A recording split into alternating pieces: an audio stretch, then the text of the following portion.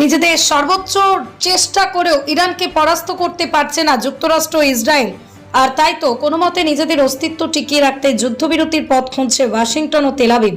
হামলা পাল্টা হামলার উত্তেজনার মধ্যেও তেহরান নতি স্বীকার না করায় যুদ্ধ এখন নতুন মোড় নিচ্ছে। সেই ভয়ে ইরানের সঙ্গে চলমান সংঘাত শেষ করার দিকে নজর দেওয়ার কথা জানিয়েছেন যুক্তরাষ্ট্রের প্রেসিডেন্ট ডোনাল্ড ট্রাম্প। ট্রাম্পের কয়েকজন উপদেষ্টা ব্যক্তিগতভাবে তাকে এক্সিট ওয়াম বা সম্ভাব্য প্রস্থান পথ খুঁজে দেখার পরামর্শ দিয়েছেন। কারণ হিসেবে উঠে এসেছে তেলের দাম দ্রুত বৃদ্ধি, দীর্ঘস্থায়ী যুদ্ধ থেকে সম্ভাব্য রাজনৈতিক প্রতিক্রিয়ার আশঙ্কা। এই পরিস্থিতি ওয়াশিংটনের ভেতরেও নতুন করে হিসাব নিকাশের জন্ম দিয়েছে। সম্প্রতি সাংবাদিকদের সঙ্গে কথা বলার সময় ট্রাম্প দাবি করেন, সামরিক অভিযানের অধিকাংশ লক্ষ্য ইতিমধ্যেই অর্জিত হয়েছে।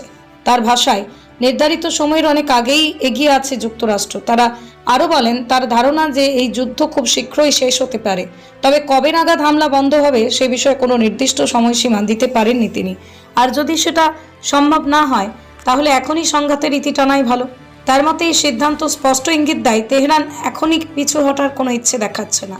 মার্কিন প্রশাসনের কিছু কর্মকর্তা মনে করেন, বাস্তবে এই যুদ্ধ থেকে সহজে সরে আসা যুক্তরাষ্ট্রের পক্ষে কঠিন হবে। ফলে যুদ্ধ শেষ হওয়ার ইঙ্গিত থাকলেও বাস্তব পরিস্থিতি এখনো রয়ে গেছে অনিশ্চয়তার মধ্যে।